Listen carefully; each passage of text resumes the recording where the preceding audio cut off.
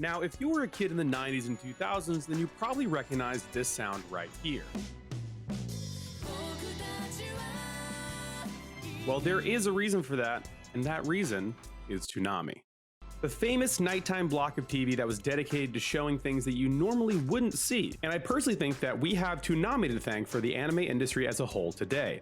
So I wanted to break down some reasons why Toonami is so important, and hopefully impart some wisdom to highlight my appreciation for this anime powerhouse. Growing up, I always viewed anime and my love for it as sort of niche.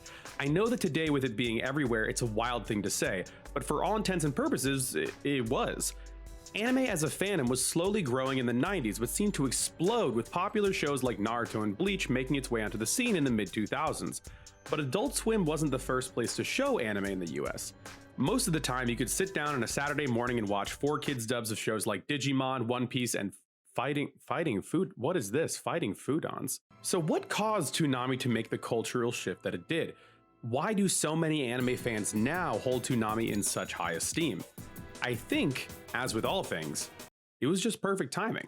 A lot of the people that watched more children's anime from Fox and WB were slowly growing up, and still wanted those types of high-action animated shows that they watched when they were kids, but with some more mature themes.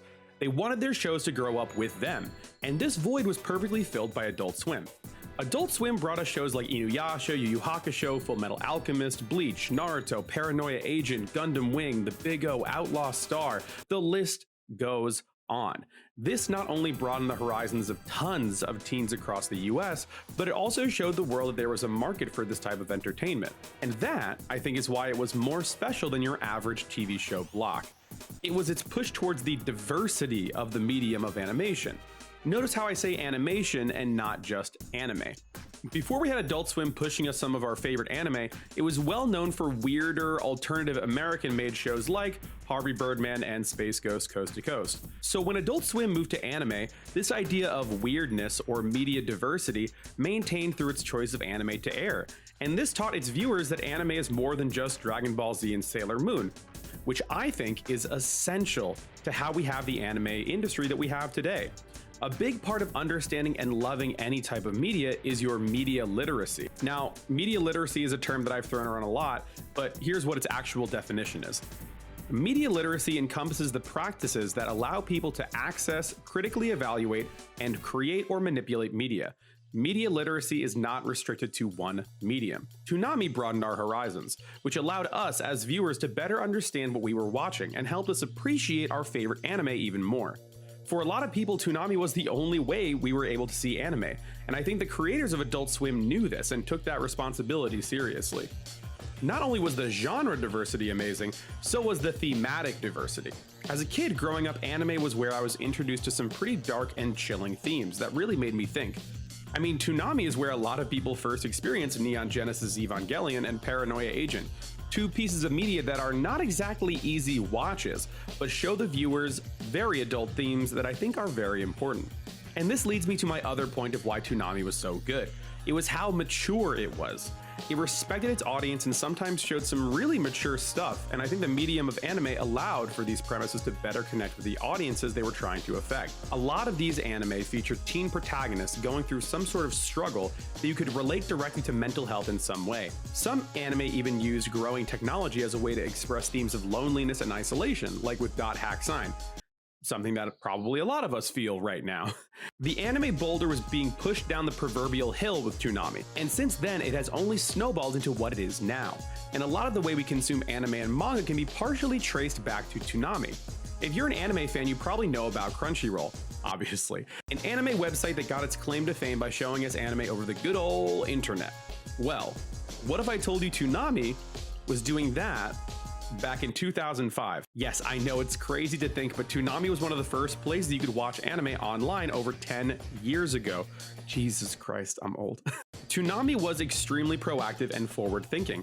The more research I did, the more I was honestly amazed. Apparently, you could even read manga on the Toonami website back in 2008. 2008. Excuse me? We only recently got the Shonen Jump app now in 2020. Well, you can thank Uncle Toonami for the Shonen Jump app as we know it today. Thank you, Toonami. Thanks, Tom. But seriously though, I think that Toonami paved the way not only for us the viewers, but also the industry as a whole. I don't think we would be here in 2021 watching things on Crunchyroll or reading manga with Shonen Jump without the help of Toonami. And I just wanted to say thank you for that. In fact, I don't think I would be the anime fan I am today without Toonami. And for that, I am especially grateful. So I originally wrote this video out to just say thank you to Toonami for introducing me to anime. But as I did more research, I realized that I have so much more to thank Toonami for. When Toonami would start, it would always have Tom, our robot pilot host, telling us what we were watching and sometimes give us some life advice. Topics would vary, but it would always include some footage of the anime that was airing on Toonami at the time. It was like a digital scrapbook of the lessons you could learn from the anime you were watching. And I didn't realize how much they meant to me until I watched them now as an adult.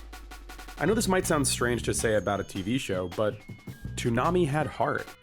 I mentioned earlier that I felt like the creators of Toonami were very self-aware of the audience they were talking to, and you can feel it in these clips. Teens that were growing up with this new genre of media that they were connecting to were looking for guidance, and when you consume media in your teen years, these themes and messages become really important to you and who you become. So Toonami used their mascot Tom to talk to the viewers directly, as a conduit for the creators of Toonami to give us a message of hope. Even now in 2021, Tom has been talking about things that we are all thinking about, like race, equality, and even mental health. Often when big media companies talk about these important topics, it feels hollow and it falls flat. But Tom and Toonami have been giving us speeches and advice for years now. It's always been a part of what Toonami did. It felt like the people behind Toonami actually cared about the people watching it. So yes, Toonami is important to the anime industry. But more importantly, Toonami understood the lessons that a lot of anime were trying to impart onto younger kids. Self-love, self-confidence, and perseverance. So thank you, Toonami, for helping shape my taste in anime, but also for helping shape me into the person I am today, and always being a voice of compassion. So thanks a lot, and see you later, Space Cowboy. Bang. So before we close out the video, I wanted to highlight my top 3 anime favorites from Toonami. These are not in any particular order, they are just some amazing standouts that I think really shaped me as an anime fan, and I think they honestly still hold up today. The number one has to be a classic, it has to be something that everybody knows about, and that is Samurai Champloo. It has amazing animation, character design, fight choreography, and also actually taught you some things about history. And of course, I cannot mention Samurai Champloo without the amazing genius level music work from Nujabes on that show, because it really changed my perspective on music.